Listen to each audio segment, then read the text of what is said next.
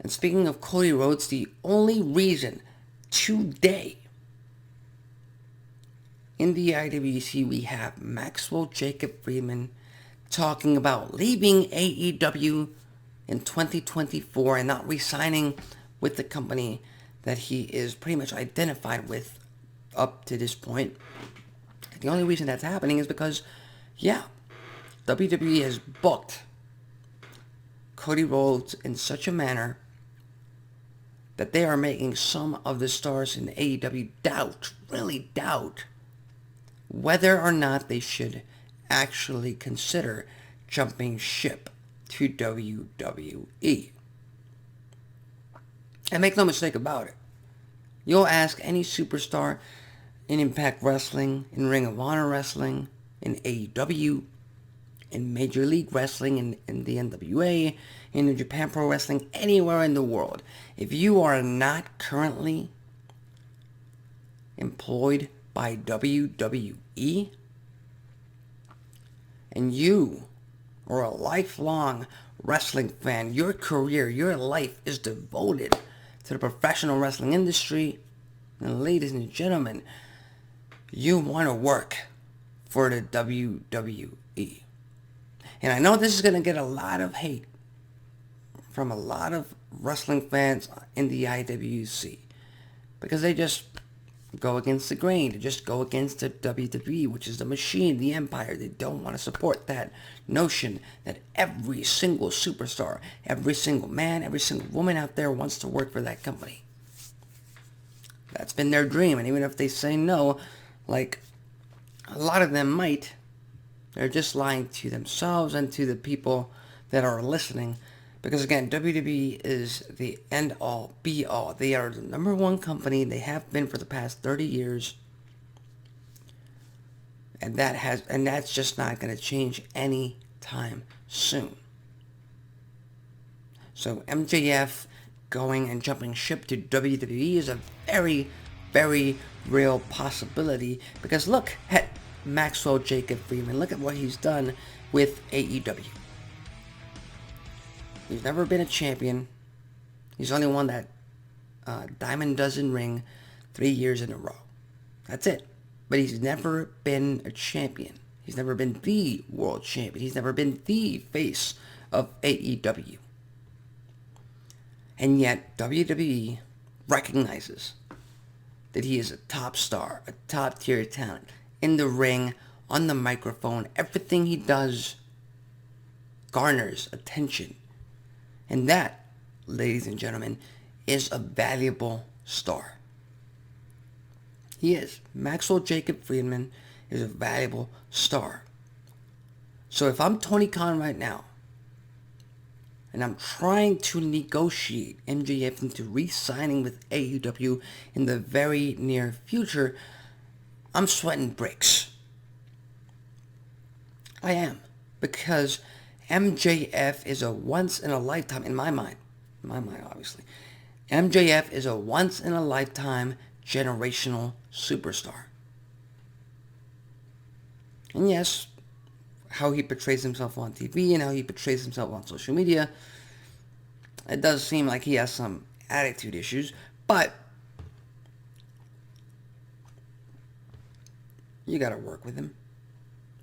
For the business, you gotta do good business. And MJF isn't good business. He is great business. He is absolutely great business for AEW and for the professional wrestling industry itself. Now, will he jump ship to WWE anytime soon? Of course not. He still has a contract. Will MJF re-sign with AEW anytime soon? It appears not.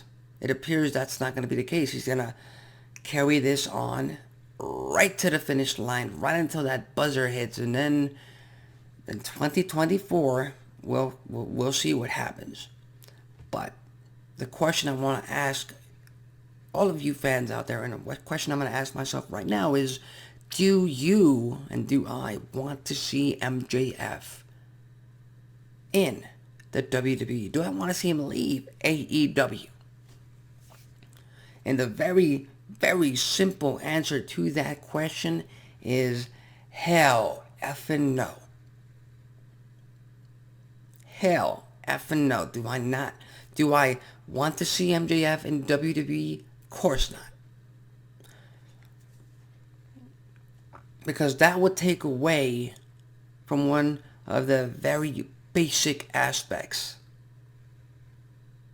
in sports, and possibly in life. That would take away from the fact that there is loyalty with one company. There is identity with one company. You talk about WWE and you talk about The Rock and Stone Cold Steve Austin and The Undertaker and Triple H and John Cena. You talk about WCW back in its heyday. And you talked about Sting and Diamond Dallas Page to a lesser extent and Goldberg. Guys who were identifiable with WCW at the time. You talk about TNA wrestling and you talk about AJ Styles and Samoa Joe and Jeff Jarrett and many, many more. Because they just stuck with that company for a determined amount of time that you just couldn't think of them in any other place rather than where they were at that time. And that is something that I want for MJF. That is something that I want for AEW. And AEW needs those type of guys. AEW is building up their own roster. You got Wardlow, you got MJF, you got Darby Allin, you got Britt Baker. Whether a lot of fans out there like it or not, you got Sammy Guevara. And you want MJF to be a part of that. Because MJF is that damn good. He is that damn better than most of the stars out there. And they all know it. So if I'm Tony Khan right now, I'm doing everything within my power. Everything other than